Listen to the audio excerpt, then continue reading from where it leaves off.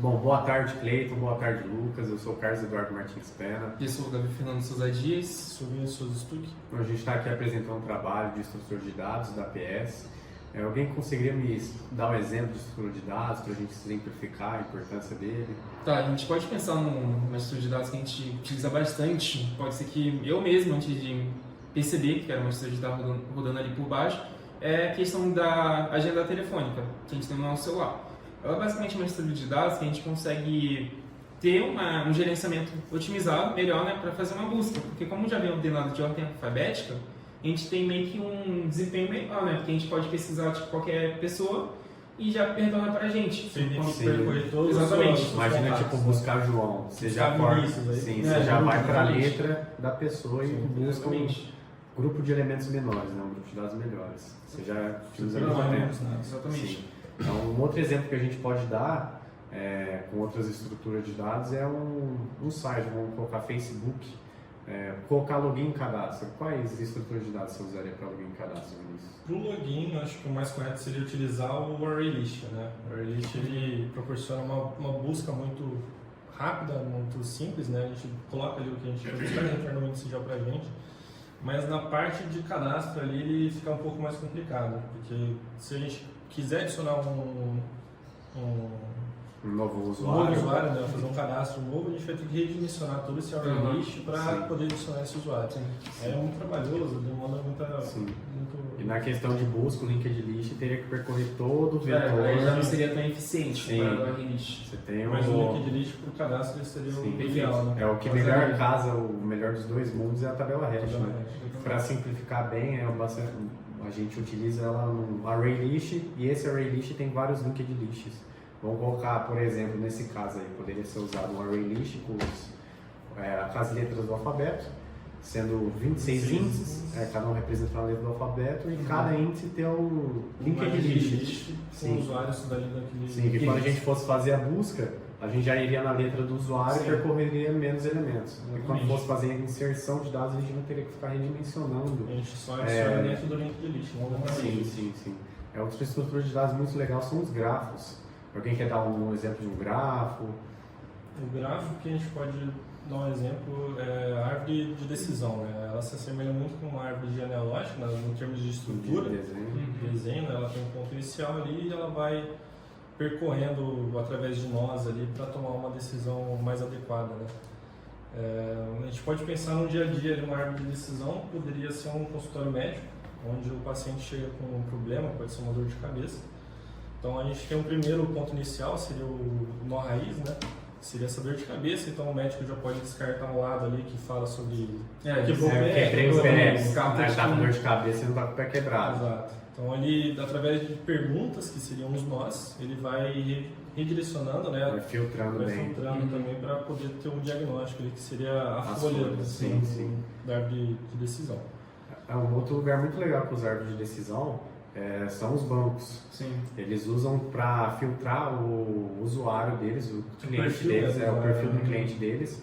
Por exemplo, esse usuário cliente, a gente pode dar crédito, pode dar um empréstimo para ele. É usado o árvore de decisão para a gente conseguir ir filtrando, né? Sim. É uma coisa muito legal que a gente conseguiu fazer com o amigo do Davi. Ele trabalha no Itaú e justamente com análise de dados ele fez realmente isso, né? Ele mostrou pra gente como já deu um exemplo, né, da implementação de uma estrutura correta, uma tarefa que ele tinha e conseguiu reduzir muito o tempo que ele tinha para essa demanda. Sim, do exemplo em questão de banco, quanto mais rápido você conseguir realizar uma tarefa referente tratando clientes, é mais benefício para o banco, né? Sim. E o exemplo que ele deu, né, eles não utilizavam estrutura de dados para fazer tal coisa, demorava coisa de 5 dias, uma semana. Aplicando a estrutura de dados, especificamente a árvore de decisão, eles reduzirem em menos de um dia. Coisa muito drástica. A gente vai deixar vocês aí com a entrevista que a gente fez com o amigo do Davi, o Matheus. E é isso. Então vamos começar aqui um pouco com o meu amigo Matheus, analista de dados no Itaú. Ele vai estar contando um pouquinho como é que é o trabalho dele, o que ele faz, e vou deixar ele estar se apresentando agora. Bom, boa tarde, gente. Eu sou o Matheus, tenho 23 anos, fiz estatística Não tem nada a ver com análise e desenvolvimento de sistemas ou computação, mas durante o curso a gente aprende a utilizar, tipo, grande parte das coisas que vocês aprendem também, no curso de vocês, que é mais voltado para computação, justamente porque a gente precisa implementar o que a gente tá estudando ali.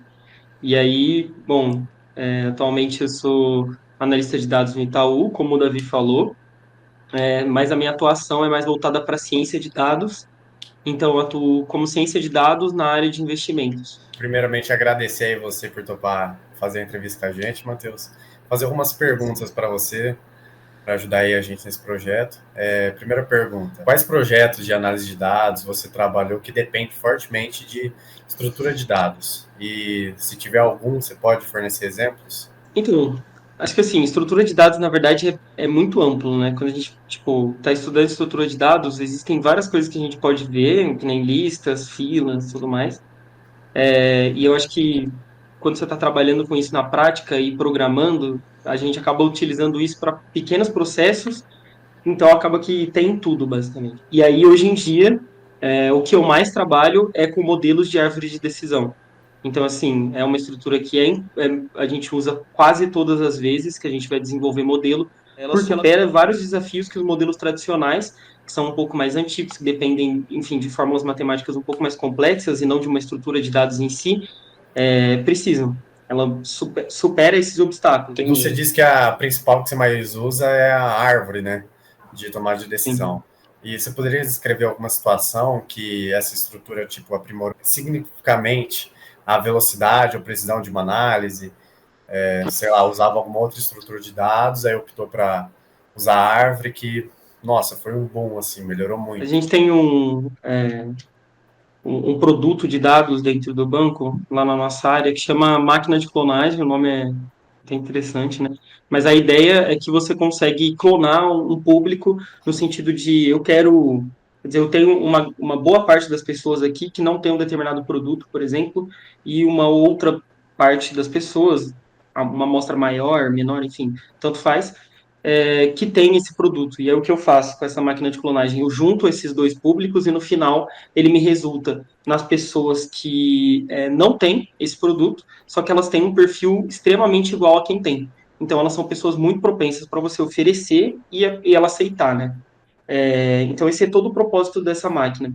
E como ela é um produto de dados, significa que toda a nossa área utilizava ela para diferentes situações, então ela é um código genérico, na verdade, que as pessoas conseguem aplicar de acordo com o próprio problema, né?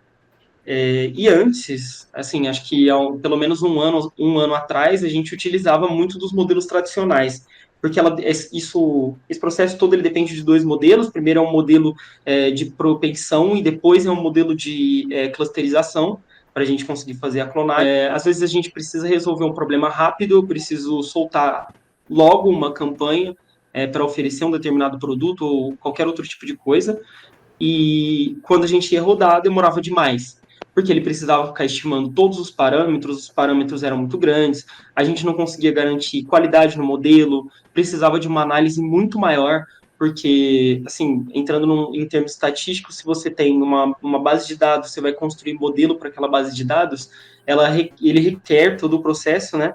Uma análise ali minuciosa de tudo que está acontecendo. Então, você precisa analisar a correlação, você precisa analisar a característica, enfim, amplitude de tudo. E aí, os modelos tradicionais, eles dependem muito disso. Eles trazem muito essa necessidade de fazer toda essa validação. E demorava demais, basicamente. Era um produto funcional, só que demorava, às vezes a gente perdia a oportunidade. A gente pegou, e meu time, a gente refatorou o código e trouxe um modelo que é o LightGPM, que ele é baseado em várias árvores de decisão.